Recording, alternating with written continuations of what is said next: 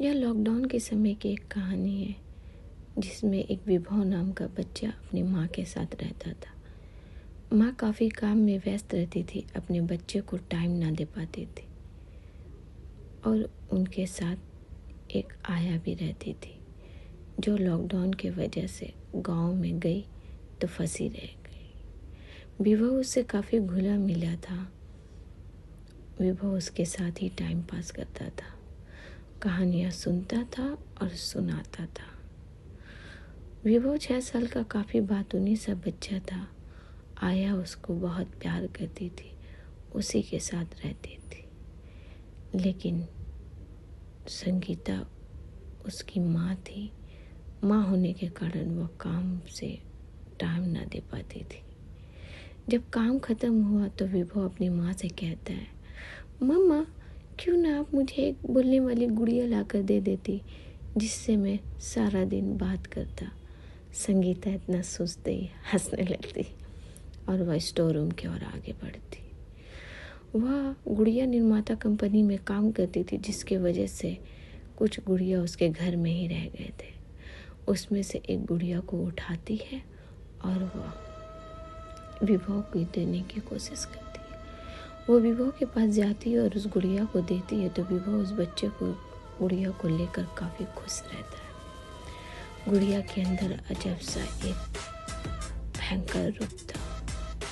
बच्चे ने उसको नज़रअंदाज करते हुए उसे हाथ में लिए और काफ़ी खुश हो गया। लेने के बाद वो अपने कमरे की ओर गया और उसके साथ खेलने में व्यस्त हो गया। संगीता भी उधर काम में व्यस्त रही। फिर वह खाना खाने में बैठी। विभव अपने खाने को खाते खाते उसको इतना ना समझ आया कि वह संगीता को भी खाने को खाने लगा।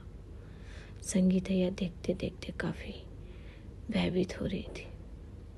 बच्चे की नज़रअंदाजी करते हुए वापस से काम में उलझ गई।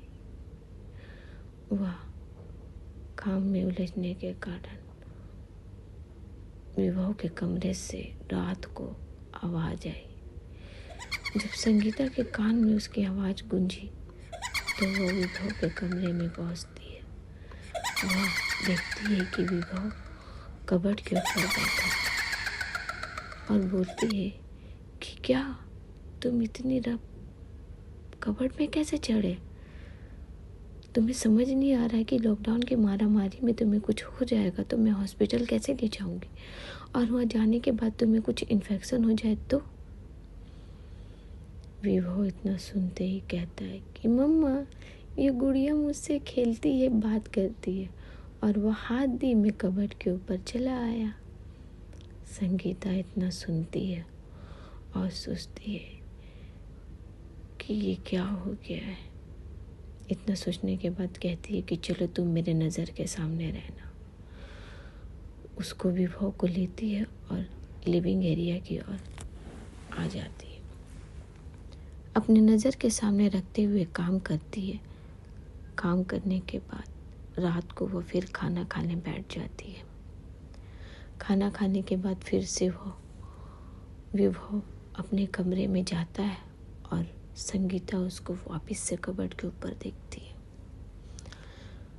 विभव के अंदर से अजब से हंसी आने के कारण वह विभव उसको बोलता है, मम्मा मुझे गुड़िया ये बोलती है, ये कहती है।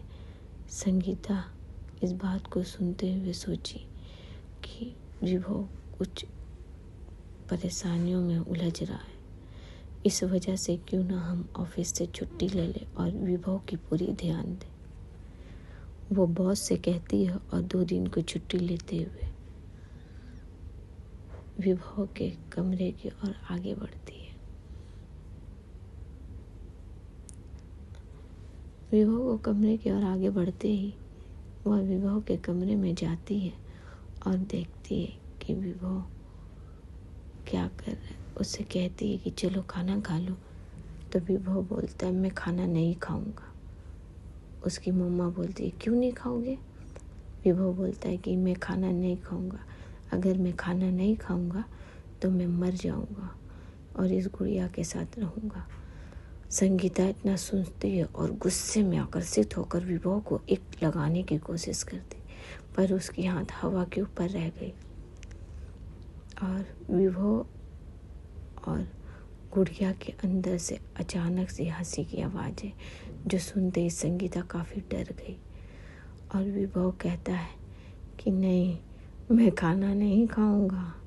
गुड़िया अपने होठों से बोलने लगी। संगीता काफ़ी डरी हुई थी। मैं खाना नहीं खाऊंगा तो मैं इस गुड़िया के जैसा हो जाऊंगा और इस गुड़िया के ज़िंदगी के साथ अच्छे से रहूंगा, खेलूंगा, कूदूंगा और मैं काफ़ी इसके साथ टाइम गुजारूंगा। विभो की इस और डरते हुए वो कमरे से भागी। भागते भागते वो अपने कमरे की ओर आगे बढ़ी। फिर वह कुछ देर बाद रिलैक्स हुई। फिर वह विभो के कमरे की ओर आगे बढ़ती है। फिर वह जाकर देखती है कि विभो तो अपने कमरे में आराम से सो रहा है और गुड़िया उसके पास बैठी हुई है।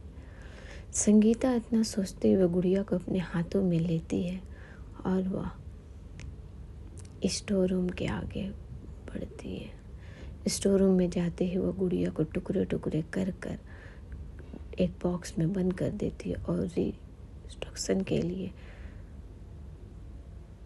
कबर्ड के अंदर रख देती है। रखने के बाद जब वो विभो के कमरे में जाती है तो देखती है कि गुड़िया उसके कमरे में बैठी हुई है और वह संगीता को देखकर हंसती है। संगीता उतना देखते ही वह काफ़ी डर जाती है और गुड़िया को बोलती है। संगीता के हाथ में विभो गुड्डा के रूप में था और गुड़िया उसे कहती है, मैं बोलती हूँ ना, मुझे कोई नहीं मार पाएगा। मैं एक श्रापित गुड़िया हूँ, श्रापित। मुझे किसी ने ख़त्म ना किया है और ना कर पाएगा। संगीता इतना सुनते ही वह डर जाती है और गुड़िया से वापस से आवाज़ आई है, मुझे कोई ख़त्म नहीं कर सकता, कोई नहीं। गुड़िया का इस रूप को देखते हुए संगीता काफ़ी तेज से स्टोर रूम की ओर आगे बढ़ने की कोशिश करती कि वह अचानक से बेहोश हो जाती है। बेहोश हुई संगीता सिर्फ डरी हुई, घबराई हुई रहती है।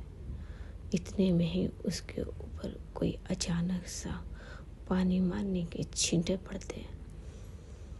संगीता पानी छींटे मारने की वजह से वह अपनी आँखों को खोलती है तो देखती है कि विभो उसके ऊपर पानी डाल रहा है।